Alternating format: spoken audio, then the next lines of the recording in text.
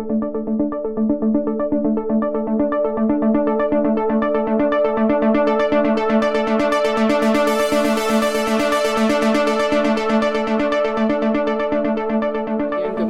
you for joining us today. Reducing violence remains the #1 priority of my administration. I've been clear that Baltimore can only become a safer city if the community and the police are working together, hand in hand, to rid our streets of violence. That means we have to work every day to bring more transparency and accountability to policing in Baltimore. For the past several years, my administration has been working to repair the breach between the citizens and the police. And today's announcement is another building block towards the kind of relationship that we all want to see. I hired Commissioner Batts because he shares my vision for community-oriented policing. Under Commissioner Batts' leadership, we have had a number of successes, including disbanding the plainclothes officer unit responsible for the overwhelming majority of excessive force complaints and police misconduct. We've taken steps necessary to begin updating the Baltimore City Police Department's practices to meet national standards. We're reforming the internal discipline process so that bad actors within the police department are punished to the fullest extent possible. With these improvements in place, discourtesy complaints against officers are down, as well as lawsuits filed against the city. And we've seen the conviction rate for trial boards increase, which was the only way, as I mentioned before, the trial board's the only way the police can be disciplined under current state law. And we've seen an increase from 57% in 2012 to nearly 90% in 2014. We have made undeniable progress, but still challenges remain. While it's clear that the overwhelming majority of the Baltimore City Police Department, each and every one of the men and women, it's the overwhelming majority of them come to work each and every day to serve this city honorably. They respect the uniform, they respect the department, they respect the community. So it is with heavy heart when we see these despicable acts of a few bad actors that continue to tarnish the uniform. I'm outraged. Commissioner Batts is outraged. But anger without action never leads to change. So we must continue to act. The commissioner and I talked to more than 2,000 city residents over the past year as we visited all 9 police districts for public safety forums. Residents were clear that they wanted to see more action taken to address excessive force and police misconduct complaints. And in those discussions, the implementation of body-worn cameras remained a focal point. We got the message, and for the past several months, the commissioner and I have been developing a series of additional reforms that will build upon the steps already taken to reduce violence, also repairing the relationships between the police and the communities that they have taken an oath to protect and serve. It is my firm belief that all options should be on the table when considering how to best ensure transparency and accountability of our police force. Studies have shown that when worn effectively, body cameras have the ability to memorialize an officer's point of view as they perform their routine duties on the street.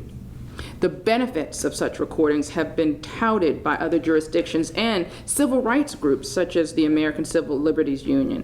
While these cameras could increase accountability and transparency within the police department, we need to make sure that we properly address a number of concerns ranging from cost to privacy, and that's why we're here today. I'm announcing the creation of a work group to assess and to review the cost, privacy, storage, and policies associated with implementing a body camera program. I would like to thank Commissioner Batts for his ongoing efforts to bring a body camera program to Baltimore City. I also want to thank Reverend Jamal Bryan of the Empowerment Temple, who was unable to join us today. And I also want to thank Mr. James Benjamin, Jr., partner and attorney at the Peasant Katz firm, I hope I'm getting the first name right, who agreed to co-chair this group as well. They are leaders in the community, and I'm grateful that they are lending their time and their talent to help us with this very important work. I also want to thank the other work group members who are standing here today, who are showing their commitment to making Baltimore a safer city. I've asked this work group to report back to me within 3 to 4 months with a concrete and comprehensive proposal to make sure that we get this right.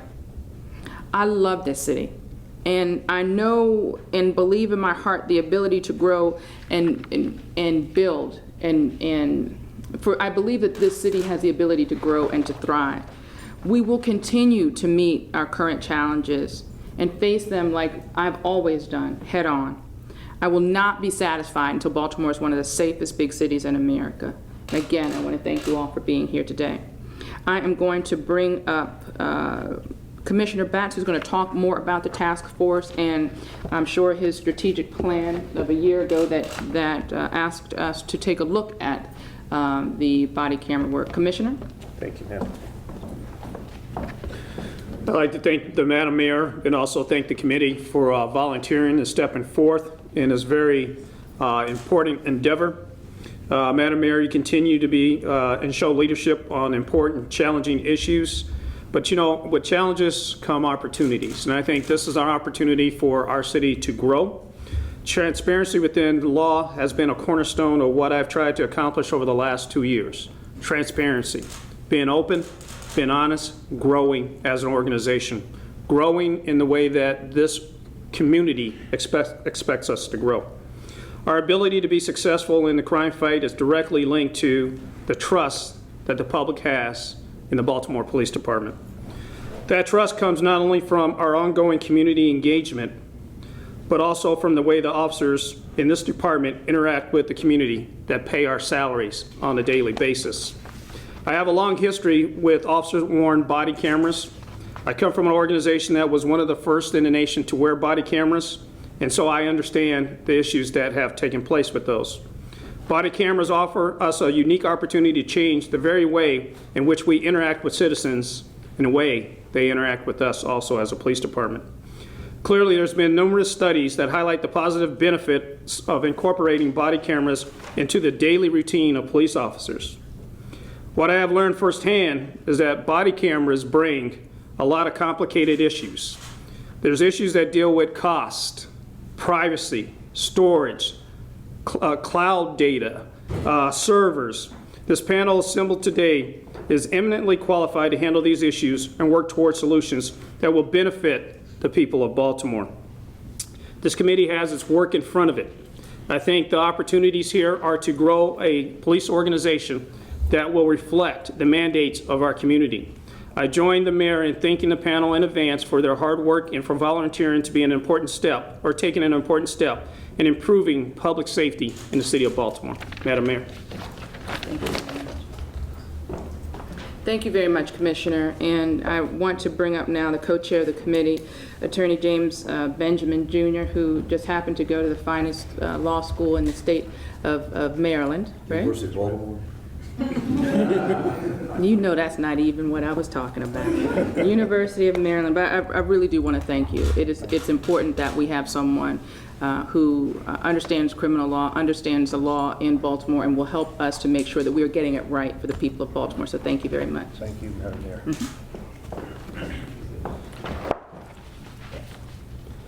Good morning. Thank you, Madam Mayor. Commissioner Batts.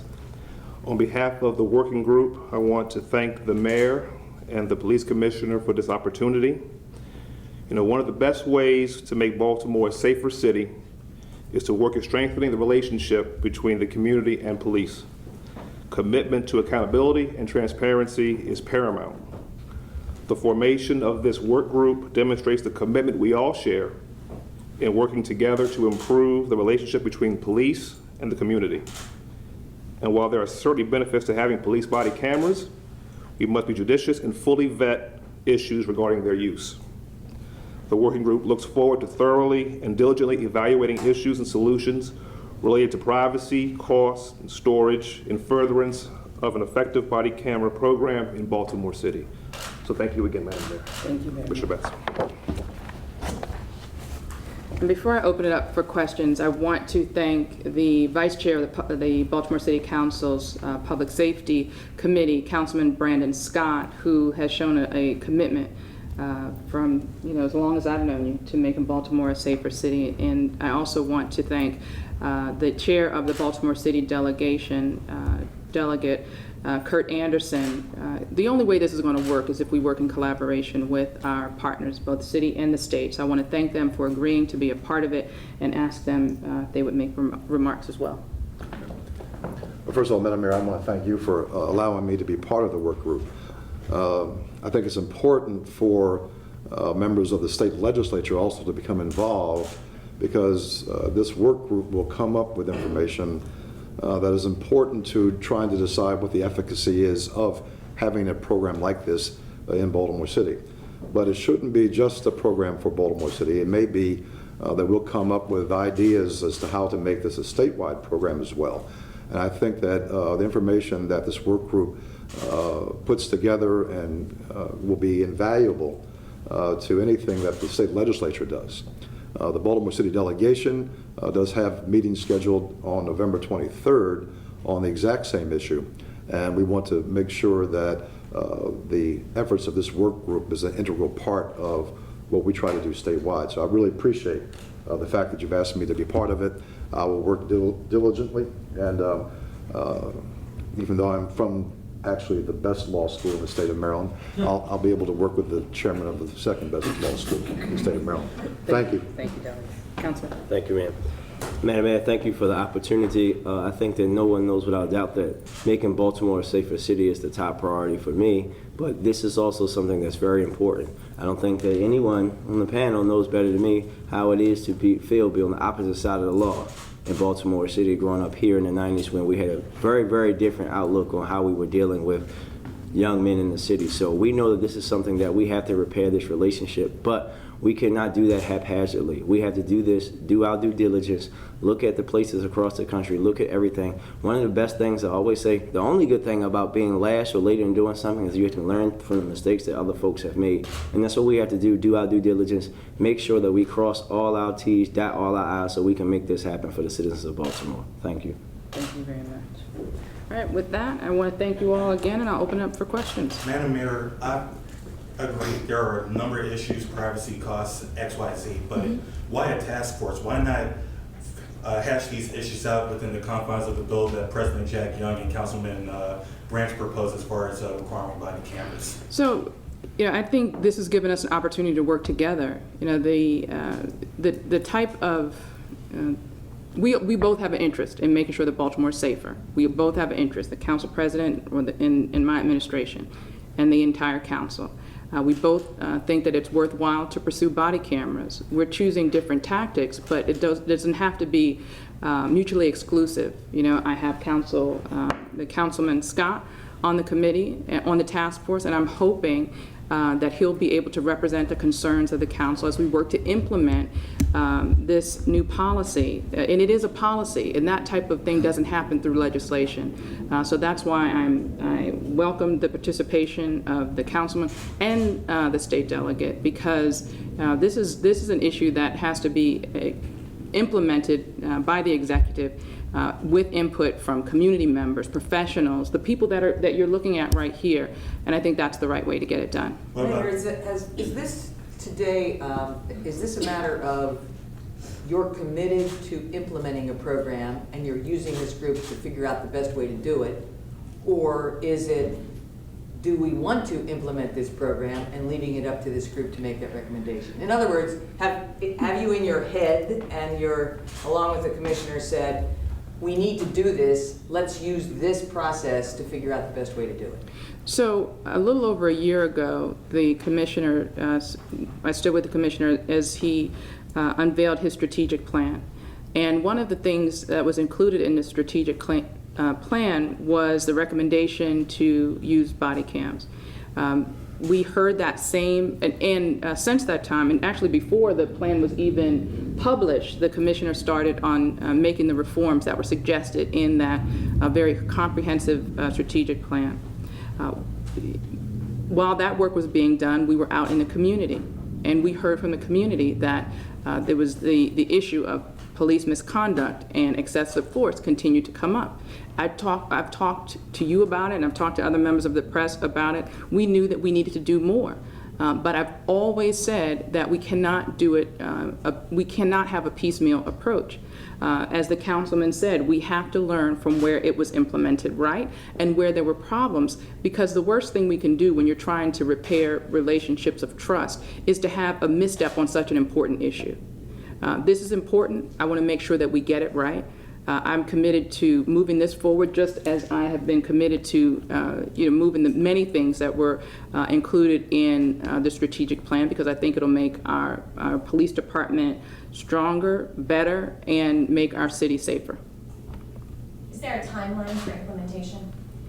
So I'm waiting to, my goal is to hear back from this task force within 3 to 4 months. Timeline for implementation would depend on what the findings are. There are a lot of costs associated with this program, and while I would love to be able to go down to the basement of City Hall to my magic money tree and just shake it and have the money for it, I was down there yesterday and there's no money tree. So we've got to figure out how to make it work. So again, the implementation schedule would depend on what we're hearing. And it's not just the cameras. I want you to understand, we have to make sure that we get the privacy issues straight. We have to make sure that we get the storage straight, because in some jurisdictions, the cost of the cameras themselves are the smallest cost of implementation. The requirements around how long you have to store the camera footage requires certain ways of handling the camera footage to retain chain of custody, as well as the length of time that you have to maintain those records can be very costly. So we want to learn who's got it right. How can we make sure that we are meeting the requirements of the law, but we're also doing it in an efficient, we want to be effective but also efficient with our use of dollars. What will the relationship of the city's work group be to the state's work group on body cameras that's going to begin meeting? Yeah, I think having the delegate, and again, I want to thank him for his leadership role when it comes to focusing on and working to improve public safety in the city. Delegate Anderson has he's the chair of the delegation. He has the ear of the delegation, and he'll be able to bring their concerns to this task force and take the work of this task force to the state. Delegate Anderson, you said that you hope that whatever the work group does, it might carry over to the state side. Is there any plans, or is the delegation looking at implementing something statewide as far as body cameras? Well, as you know, last year, bills regarding body cameras as well as dash cams was introduced in the legislature. There were hearings on it from folks all around the state. There were some police agencies in Maryland that already do this. There are other police agencies that were opposed to it because of the cost. And I think that we learned a lot about how much of a problem this will be to implement by virtue of having had those hearings. This group, this task force, will have greater resources than my delegation subcommittee will have in terms of gathering information with regard to the cost and things of that nature. And so therefore, yes, the information from this task force will be invaluable if there needs to be, or if there will be, any type of state legislation. Again, this is not just a Baltimore problem.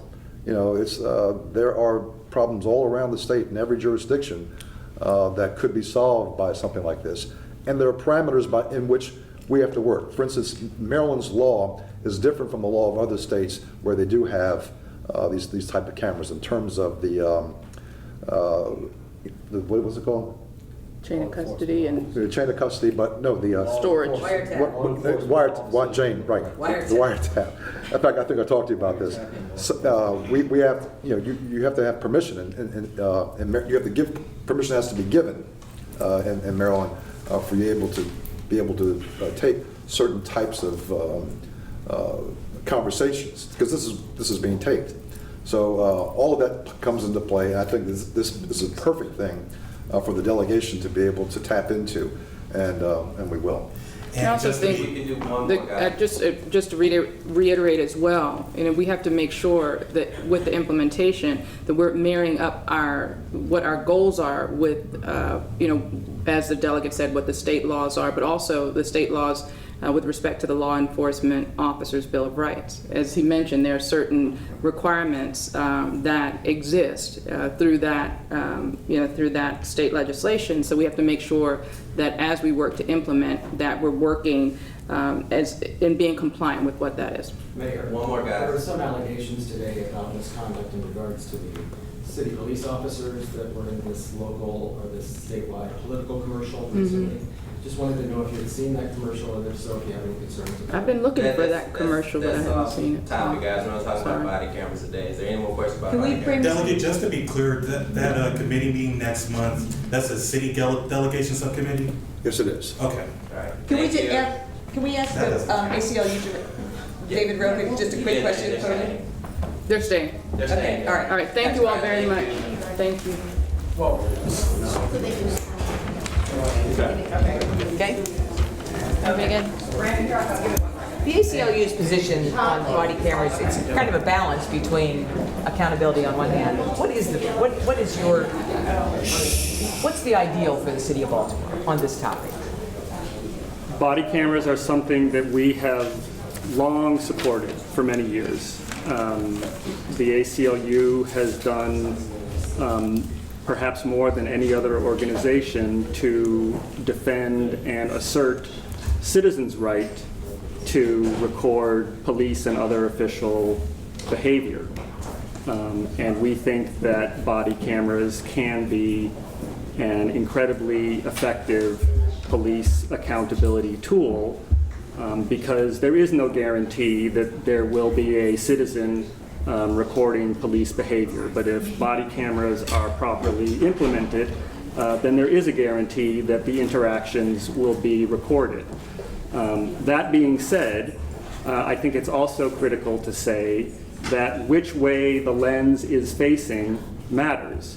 And there is a difference between us, citizens, recording police and police recording us.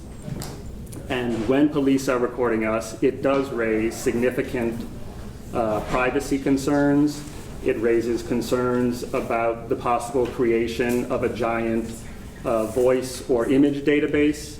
And if body cameras are going to be used as the critical police accountability tool that I think that we think they can be, and that everyone who was here today thinks that they can be, then it's important to get those policies right so that they are an accountability tool and not a surveillance tool. And so I'm grateful that the mayor and the police commissioner want to get it right, want our input into the policies, and look forward to Baltimore being a model not just for the state, but for the country. I mean, it's still a camera, you still have to turn it on and off, I presume. I mean, isn't it up to the officer to record? I mean, Well, there are both policy and technological solutions to that. Some have suggested that the cameras should always be on the entirety of the time that the officer is out in the field. That's certainly possible. My view is that that would be a mistake. I think there are many members of the public who would be afraid and intimidated and chilled from going up and speaking to an officer if they knew that every conversation they had was going to be recorded. And I think that would be a bad result. I think there are times when an officer wants to speak to her husband or his doctor or whomever, and I think they should be able to do that without a permanent record being created of that conversation. I think the solution to that problem is that there has to be a policy in place that is strictly and severely enforced, that the recordings always be on every time police officers are exercising their police powers. When they're making an arrest, when they're conducting a stop, when they're executing a warrant, when they're making a search. Those are the incidents that need to be recorded. The technological aspect of it is you have a camera that is always recording and always overwriting, and the overwriting is stopped by the press of a button and then you save not only the incident going forward, but the last 10, 15, 20 minutes, whatever the overriding buffer is, so that you have the entirety of the incident. I think that's the policy and technological way to address that issue. Thank you. Delegate Anderson, the Maryland law that doesn't allow you to record audio without consent, isn't that a stumbling block to this? Yeah, and that's part of the reason why the legislature's got to be involved to determine whether or not the state has a, I guess, a rational interest in passing. What's the terminology, the legal terminology? We're talking about, well, Go ahead. I think one can imagine situations where the wiretap law might be a problem, but in general it isn't, because although Maryland is an all-party consent state, that doesn't apply to every conversation. This was the same issue that we confronted when the Maryland State Police charged our client Anthony Graber with violating the Wiretap Act for recording his own encounter when the state police stopped him for a traffic violation. The Wiretap Act prohibits recording without consent only of private conversations, not every conversation. And as the Graber case held, and as there are multiple state attorney general opinions, and in fact, as every court anywhere in the United States has held, police-citizen encounters are not private conversations. So in general, the Wiretap Act is not a impediment to implementing body cameras. Oh, we have to use this forum, so can we wrap up? Yeah. Thank you. One last question. Good. Oh, no, I'm sorry, go ahead. Yeah, just if I may. The current system being used in Laurel is the Taser Axon Flex system. Right. When the officer presses record, it only records the last 30 seconds, and you only get video for those 30 seconds. In light of what you said about 10, 15 minutes back, would that satisfy the ACLU or no? No, I don't think 30 seconds is the right buffer. And there's also the idea that, it's going to be, that system uses a recording system that is not like on a cloud, but is automatically transmitted. So the officer has no control over that. But anyway, they want to get out here.